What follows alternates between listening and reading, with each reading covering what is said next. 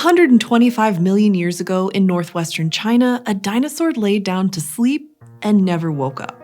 And it wasn't alone. Since the 1990s, paleontologists have been pulling complete dinosaur skeletons from the rocks of the Lujiatun in Liaoning province, most of them seemingly posed in perfect rest. These fossils include all kinds of dinosaurs, like a carnivorous troodontid that was found with its neck curled around its body, an early example of how most birds sleep today. Nearby, early hadrosaurs were found tucked up comfortably with their rigid tails sticking out straight behind them. All are beautifully preserved whole, covered gently by a blanket of ashy rock that has kept them protected all this time.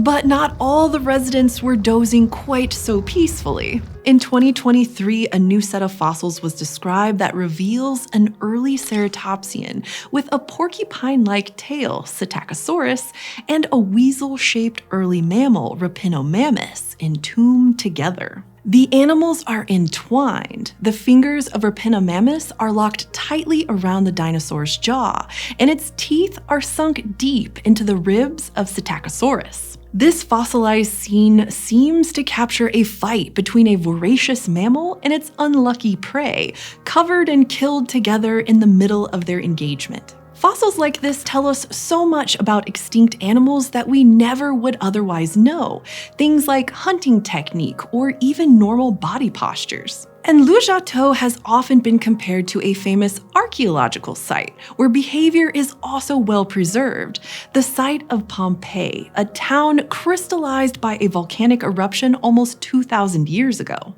But while it seems like something similar must have happened to freeze these two places in time, when you look at the details, it turns out that their residents may have experienced very different final moments. In both Pompeii and Lujiatun, residents were preserved in their daily lives with no evidence that they saw death coming and tried to avoid it. It's odd, almost a geological contradiction. If an eruption or flood is moving fast enough to catch you off guard, it should also have enough strength to pick you up and toss your body around like a rag doll, and presumably wake you up.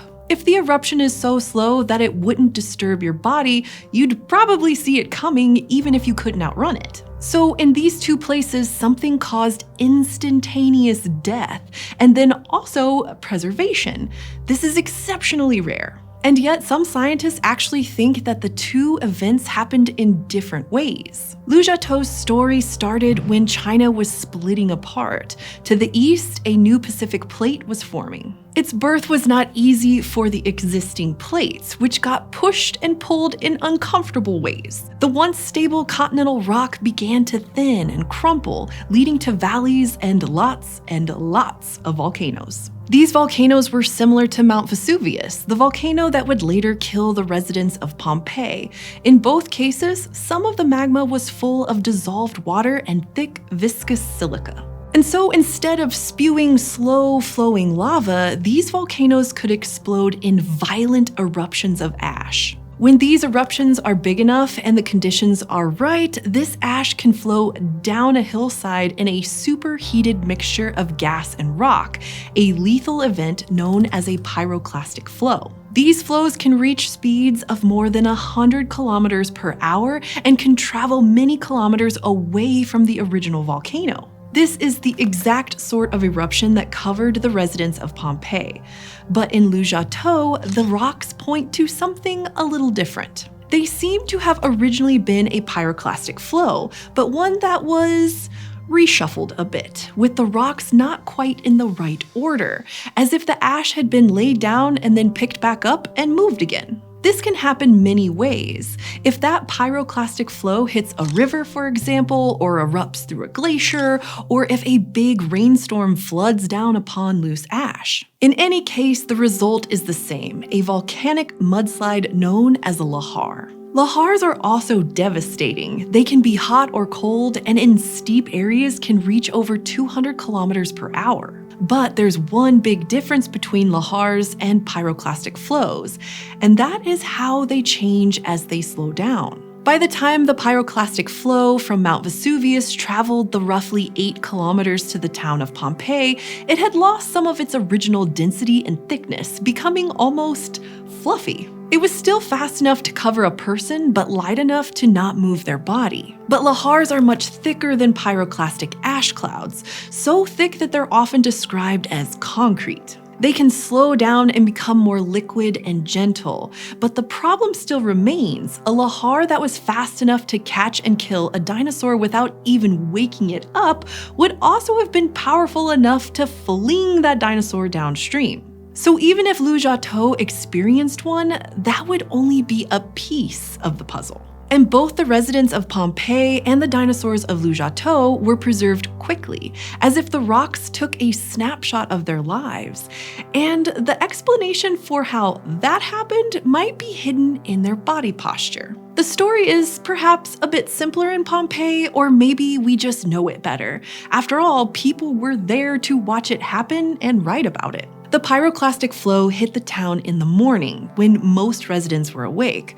Approximately 70% of the townspeople were preserved in relatively lifelike postures, walking, sitting, crawling, and in some cases, sleeping. But there are small details in their postures that are different from daily life. For example, 64% of the body show flexed arms and fingers. And although these were initially interpreted as people trying to defend themselves from the ash, we now know it happened due to a phenomenon called pugilistic attitude.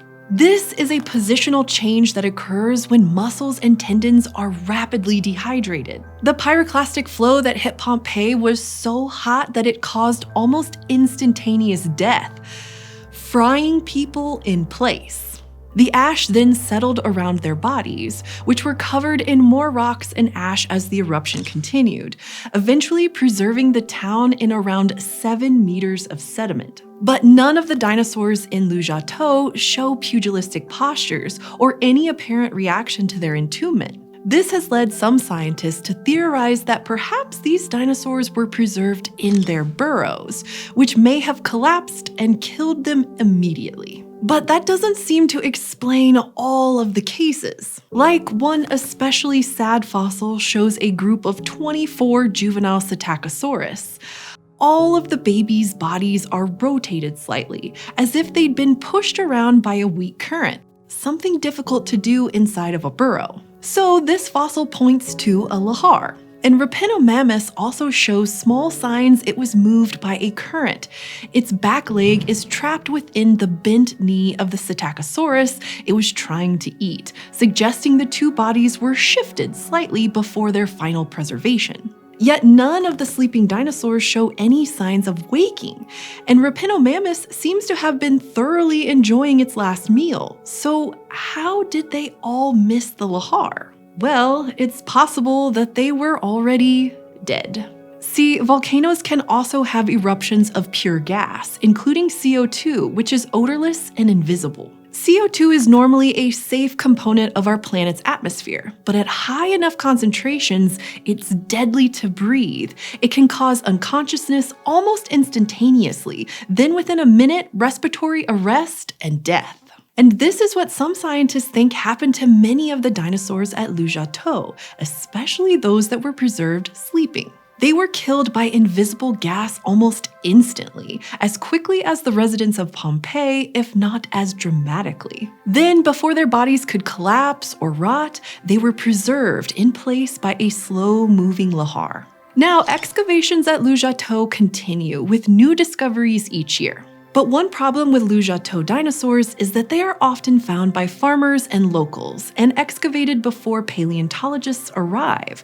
So it can be difficult to tell exactly what layer they came from. Fortunately, these dinosaurs still have some of their original sediment stuck to their bones. And analyses of this sediment determine that not all of the sleeping dinosaurs have even come from the same location or the same eruption. That means that this deadly combination of gas and ash may have happened more than once. The conditions that preserve behavior in the fossil record are unusual, but Lujiatun seems to have been a perfect storm of volcanic influences. And surprisingly, it was probably a different perfect storm than Pompeii saw. Lujiatun's sleeping dinosaurs have taught us a lot, like that Psittacosaurus took care of its young and was hunted by much smaller mammals, and even that the tails of some early hadrosaurs were too rigid to bend. They may have been caused by different geological events and took place millions of years apart. But sites like Pompeii and Lujiatun give us a unique window into daily life that we would otherwise never see, even if that life was taking a nap.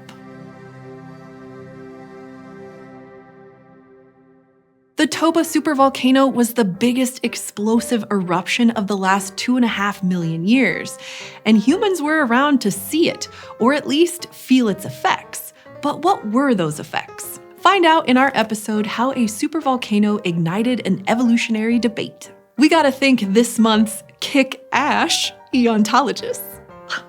Addie, Annie and Eric Higgins, Carl Wolfel, Jake Hart, John Davison Ing, Juan M., Melanie Lamb Carnevale, Nico Robin, and Raphael Hassa. Become an Eonite at patreon.com/eons and you can get fun perks like access to a monthly digital paleo art puzzle. And as always, thank you for joining me in the Kin Barnes studio. Subscribe at youtube.com/eons for more Cretaceous critters.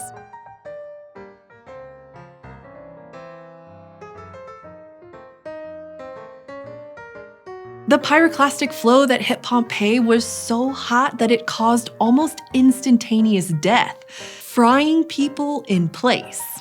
Oh, God. Frying them.